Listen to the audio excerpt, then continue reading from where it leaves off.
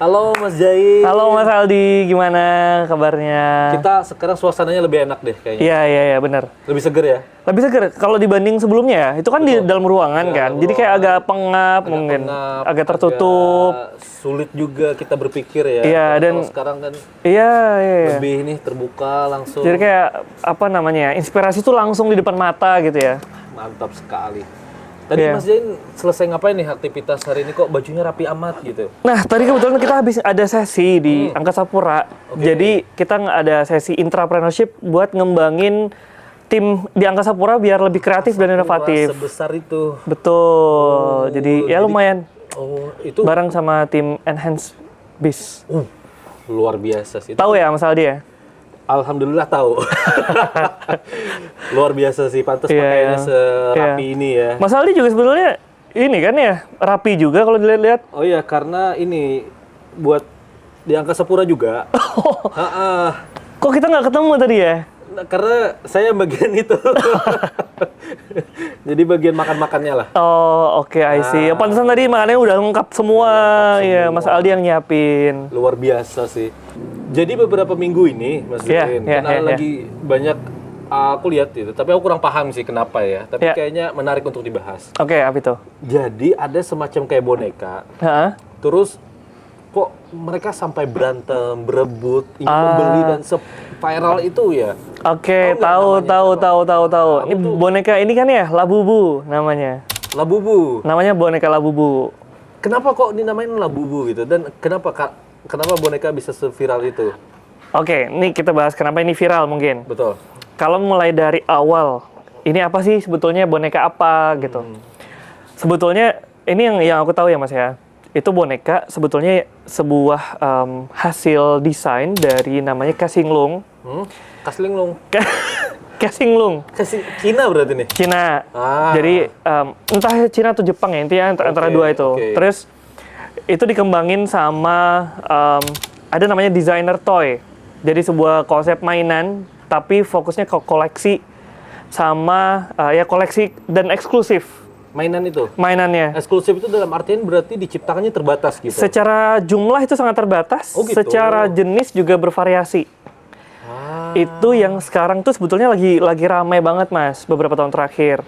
Beberapa tahun? Berarti udah lama ya? Sudah lumayan lama, tapi Labubunya baru.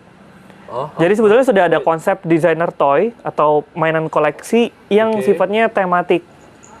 Kalau dulu mungkin mainannya lebih banyak kayak Iron Man gitu ya, terus Superman dan lain-lain. Cuman kan itu banyak banget jumlahnya. Nah kalau sekarang tuh lagi rame nih, semacam mainan koleksi sifatnya tematik. Nah kalau yang ini yang kita bahas itu Labubu. Labubu itu ya, tadi di ilustratornya adalah Kasinglung. Nah kenapa dia rame? Salah satunya karena di awal dia pakai dia ngasih atau ada salah satu apa namanya idola atau influencer namanya Lisa Blackpink. Pasti mungkin cewek-cewek tahu semua. Iya, aku tahu sih. Tahu juga ya Mas Aldi ya, Lisa Blackpink itu pakai ini ada foto dia, terus di tasnya tuh ada boneka Labubu. Oke, ada foto gitu. Ada fotonya Lisa Blackpink. Fotonya itu cuma pakai tas. Dia pegang atau apa? Enggak. Dia pakai tas. Terus di tasnya tuh ada gantungan boneka Labubu. Di tasnya ada gantungan. Oke. Jadi boneka itu sebenarnya kecil aja awalnya. Ternyata mulai rame dan ternyata itu ada banyak variasi. Bonekanya itu banyak variasi. Ada ukurannya dari kecil sampai gede gitu. Ada segini apa kurang lebihnya. Harganya juga bervariasi. Gitu? Ada sekitar 250 ribuan sampai jutaan. Sebenarnya sangat murah ya? Murah? 250.000 maksudnya untuk boneka. Betul. Mungkin kalau dan itu tadi konteksnya eksklusif yang dijualnya. Dan 1 juta itu dengan boneka yang sama? Secara ukuran beda. Secara ukuran beda. Yang lebih besar. Betul, lebih besar. Lebih mahal. Plus juga biasanya berdasarkan demand. Demand. Oke. Jadi yang ngejual itu cuma di Popmart. Iya, jadi kayak semacam toko. Kalau di Banjarmasin mungkin Alan ya. Alan. Oh, jadi toko untuk baby shop gitu ya? Toy, designer toy. Jadi fokusnya ke mainan koleksi. Bukan baby shop. Betul. Tapi toko jualan mainan. Toko jualan mainan. Itu kayak Toy Kids gitu ya di mall. Nah, betul banget kayak gitu. Pertama tadi kenapa dia viral? Pertama dari Lisa Blackpink. Kedua karena itu rame banget dan dijualnya uniknya nih ya. Dia ngejualnya cuman di beberapa toko. Kedua, jumlahnya tuh terbatas. Ketiga, jam untuk beli itu dibatasin. Hah? Kok bisa gitu? Plus 1 orang dibatasin belinya. Hah? Kok bisa gitu? Nah, ya itu mungkin masuk ke strategi bisnis ya, strategi marketing ya. Mungkin Mas Aldi lebih tahu kenapa itu terjadi dan apa bahayanya. Kalau ini kan pro kontra ya. Kalau dari aku mungkin aku pro terhadap strateginya. Strategi bisnisnya. Itu sangat bagus buat kita owner bisnis gitu, menerapin konsep itu. Kita nerapin FOMO-nya. Betul. Buat narik banyak orang. Betul.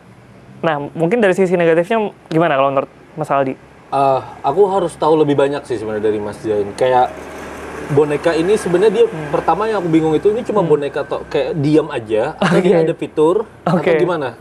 Ya aku tahu bonekanya fiturnya cuma bisa diputar kepalanya. Dah sisanya nggak ada apa-apa lagi. Nggak ada suara juga. Setahu gue ya, siapa tahu ada fitur tambahan tapi setahu gue nggak ada. Yang uniknya itu gini, yang kenapa orang tuh kenapa orang tuh FOMO pengen beli karena dia konsepnya blind box. Jadi di dalam kotak itu kita nggak tahu isinya karakter yang mana. Betul.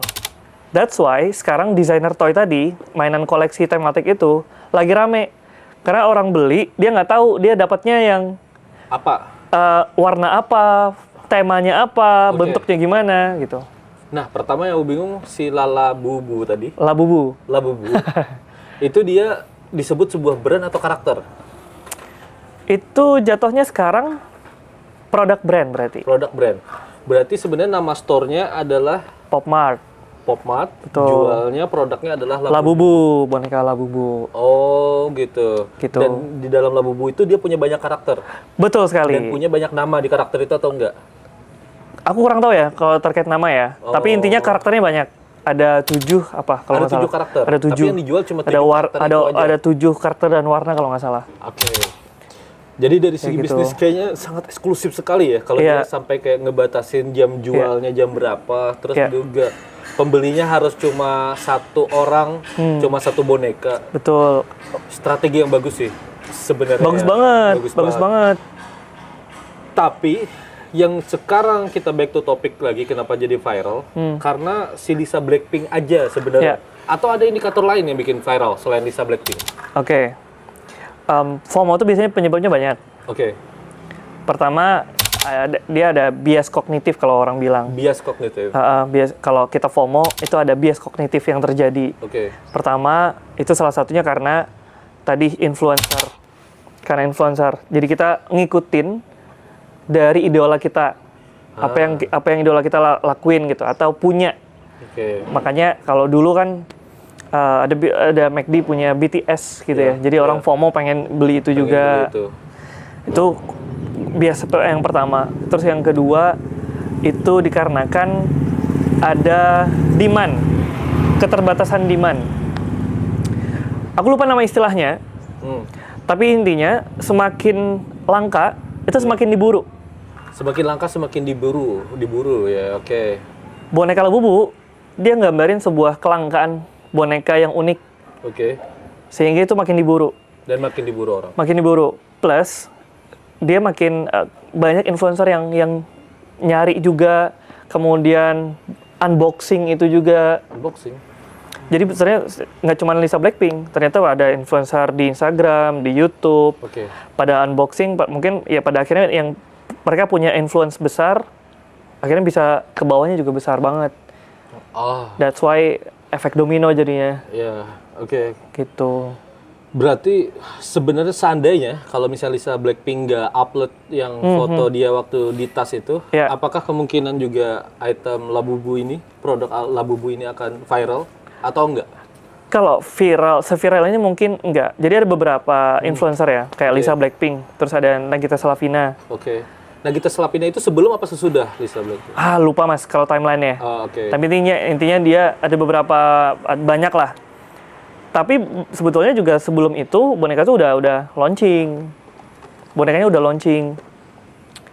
Tinggal strategi mereka ya melalui influencer tadi. Berarti jangan-jangan Lisa Blackpink itu bagian dari strategi marketingnya ya? Mungkin ya. Dan dia mungkin di-endorse untuk foto gitu aja. Betul. Karena si Pop Mart tadi pasarnya udah global. Pop Mart tadi ada di Indonesia nggak? Ada di Indonesia, di Jakarta. Kalau misalnya Jakarta di mana ya? Aku lupa kotanya. Dan itu dia produk dari ini bisnis dari Korea ya atau dari mana? Dari Cina kalau nggak salah. Dari Cina namanya Pop Mart, khusus mainan. Jadi dia udah global, khususnya di Asia gitu, khususnya buat mainan-mainan. Nah itu yang bisa, karena dia udah tahu kan pasarnya global, khususnya Asia. Makanya dia pakai influencer Asia yang paling kenceng siapa? Iya. Lisa. Iya, bagian Korea lah. Korea lah. Masanya banyak gitu. Betul, dan sekarang pun kayak skincare apapun kan arahnya ke Korea semua nih. Betul. Sehingga orang merubah perspektif kalau ingin cantik, kalau ingin jadi idol itu ya harus looks-nya kayak Korea gitu. Iya. Dan menurut aku sih kalau misalkan kita dalam konteks bisnis, strategi marketing kayak gitu sangat powerful. Ngasih orang FOMO itu bikin orang tuh nggak mau ketinggalan. Oh gitu. Nah, kalau masalah di gimana? Kalau cara FOMO ini? Sebenarnya kalau dari segi bisnis pastinya cuan banget gitu. Kenapa dia dan bisa mendapatkannya secara instan. Jadi dengan cara dia influence satu orang dan kebetulan marketnya kena. Dan sehingga goals, strategi yang ingin dia achieve tadi dan tercapailah strategi yang sudah dia bentuk dan goalsnya tuh bisa kecapai. Dan mungkin menurut aku pribadi dalam 1 tahun atau 2 tahun terakhir dia launching produk, ini bukan plan yang pertama dia lakukan kayaknya. Betul. Ya mungkin dia sudah endorse beberapa orang, tapi ternyata ini yang goals. Walaupun kayaknya burn money-nya banyak banget ini untuk aku yakin sih untuk banyak. bisa Blackpink gini ya, dan mungkin PR bagian dari finance atau marketingnya bagaimana caranya itu bisa break even point setelah endorse Lisa Pling. Dan ini kan dari yang kita juga nggak tahu Lisa ini endorse atau enggak. Bisa jadi enggak ya. Bisa jadi enggak. Dan kebetulan aja. Berarti kan dia Pop Mart memanfaatkan momentum. Betul. Sama gitu. Kayak perusahaan Stanley. Jadi Stanley itu ada perusahaan tumbler di Amerika. Saingan beratnya sama Coxicle. Coxicle itu dikenal sebagai perusahaan tumbler yang kelasnya dia punya segmen menengah ke atas. Karena harga dijualnya lumayan mahal. Bisa 10 kali lipat dari tumbler yang seharusnya. Dan pemakainya pun juga lumayan banyak dan sudah terkenal di Indonesia juga. Dan ternyata beberapa bulan atau udah 1 tahun gitu ya, aku lupa tanggalnya, tapi yang jelas ada kejadian owner mobil itu kebakaran mobilnya. Mobilnya kebakar. Dan yang paling selamat di dalam situ semua gosong, ban, semua item di mobil itu gosong. Yang selamat cuma tumbler. Dan kebetulan tumblernya brandnya adalah Stanley yang selamat. Itu kemudian dinarasikan. Betul, dan hasilnya karena dia ingin take the moment, yang dia lakukan adalah mobilnya diganti oleh perusahaan itu. Karena tapi kan dia dapat brand nih. Alhasil sekarang ada 2 brand. Stanley dan Coxicle yang sekarang itu lagi naik high. Dia yang awalnya gak bisa nyusul karena the moment itu dia akhirnya bisa nyusul si Coxicle. I see. Karena ada momen itu tadi. Itu seru banget sih sebetulnya. Kan itu bagian dari kompetitif ya, competition dalam sebuah bisnis ya. Betul. Dan seru banget apalagi kayak Labubu nih. Sebenarnya banyak Mas yang desainer toy yang lain. Banyak boneka lain gitu selain Labubu. Sebenarnya. Dari yang tadi desain dari yang kayak Pop Mart tadi itu banyak banget dia jual. Tapi itu yang berhasil. Momentumnya sekarang dia manfaatin pakai Labubu. Oh, ya itu ada 1001 cara, mungkin satu yang berhasil. Betul. Nah, salah satunya lagi tuh gini. Kenapa Labubu bisa viral dan bisa banyak peminatnya? Karena FOMO. Karena dia manfaatin karakter yang lucu, tapi terkesan nakal. Lucu dan nakal. Iya. Jadi bentuknya tuh lucu sebetulnya. Tapi mimik wajahnya itu agak nakal gitu.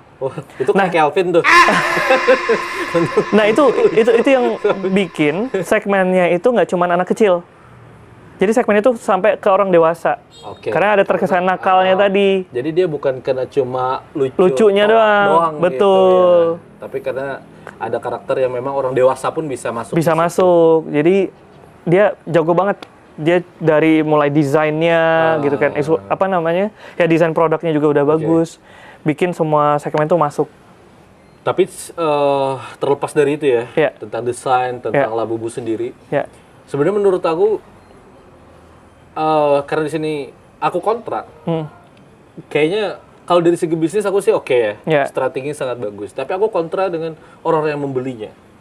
Karena aku meyakini orang membeli produk itu sebenarnya bukan hanya semata dia menyukai barangnya dan akan digunakannya entah sebagai apa gitu ya, tapi kayaknya dia beli karena si karakter Lisa Blackpink tadi.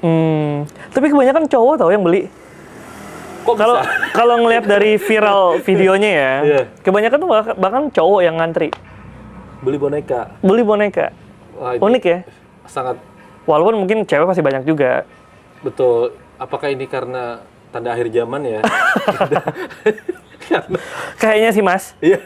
Kok bisa boneka? Maksud cowok beli boneka gitu? Kalau sekaliannya boneka Dajjal Mas. Terus.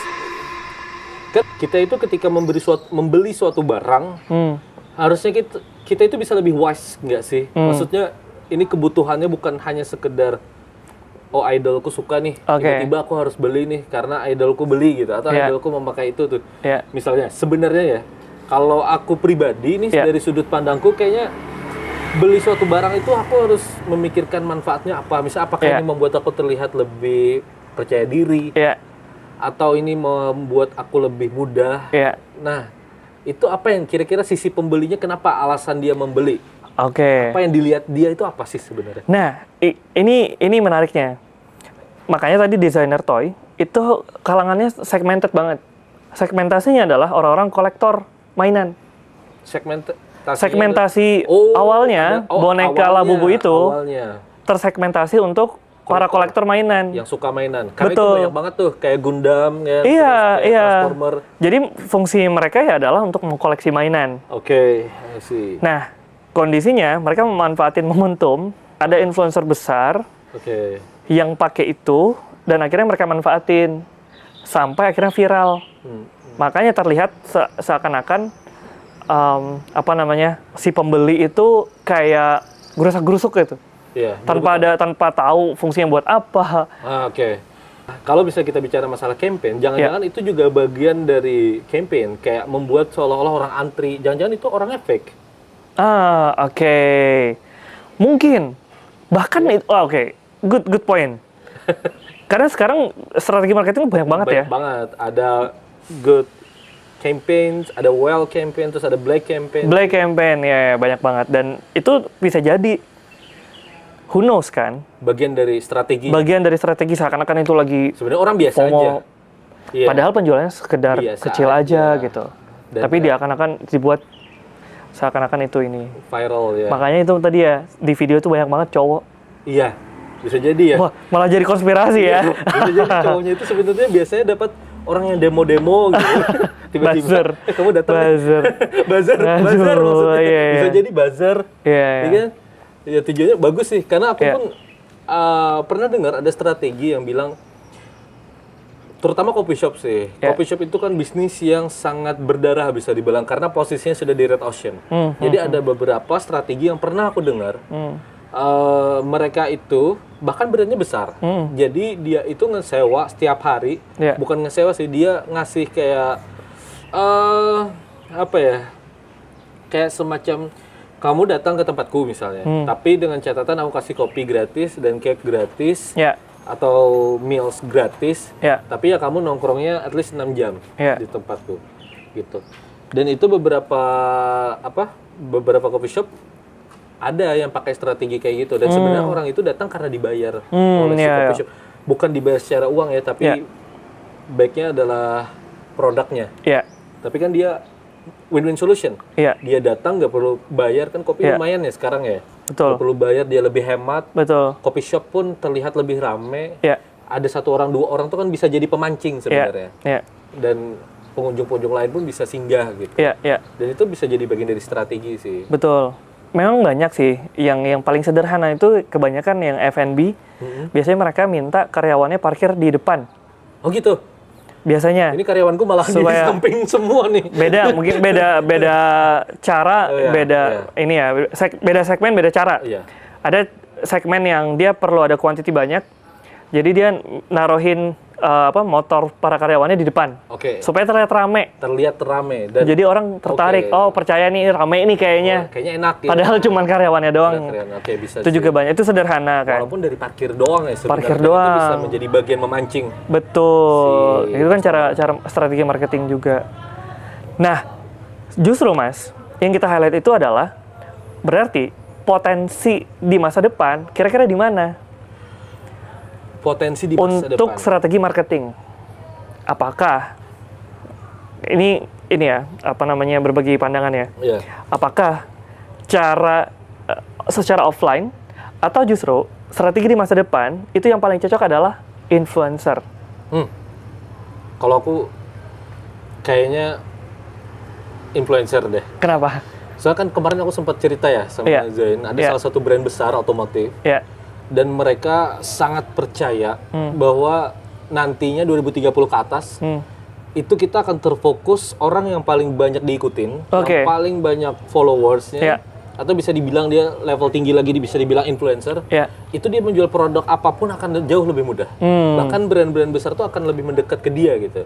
Karena sekarang itu potensinya semua masyarakat, mungkin semua manusia di dunia ini kayaknya terfokus dengan sosial media. Betul. Jadi sehingga tidak ada bisnis pun yang berjalan tanpa sosial media sih seperti. Betul. Artinya kan di masa depan itu, mungkin masa depan bisa jadi 3 tahun, 5 tahun lagi. Bisa jadi. Itu yang paling penting adalah kita punya masa di digital. Yang paling penting, betul. Jadi kalau kita dalam konteks bisnis, semakin besar masa kita dalam digital social media gitu ya, akan jauh lebih mudah menjual sesuatu. Bahkan boneka yang kita nggak tahu fungsinya apapun. Betul sekali. Kayak Lisa tadi. Betul. Karena cowok beli buat apa? Harganya tuh cuma ada 300.000 bahkan 7,5 gitu. 300.000 sampai 7,5. Isinya kayak 2-3 boneka. Sih kayak gini ya atau ada bervariasi sih Mas. Ada yang sebesar ini, ada yang lebih besar lagi gitu. Dan itu bisa digunakan untuk gantungan kunci juga bisa. Bisa, yang kayak gini nih bisa nih yang kecil gitu. Dan itu ini banget kan, unik banget. Apalagi kalau kita coba terapkan strategi itu di bisnis kita masing-masing.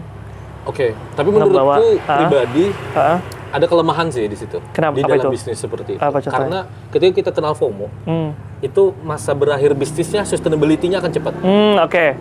Karena dia ngikutin tren. Betul. Tren aja, tapi bukan kayak secara branding gitu. Maksudnya dia bukan menanamkan sebuah branding ke otak orang sehingga orang tidak bisa terlepas oleh brand itu. Dia ada masanya tuh. Betul. Agree. Dan kalau misalnya dia ingin bisnisnya long term, sustainability-nya tadi tidak sekedar FOMO, dia perlu merubah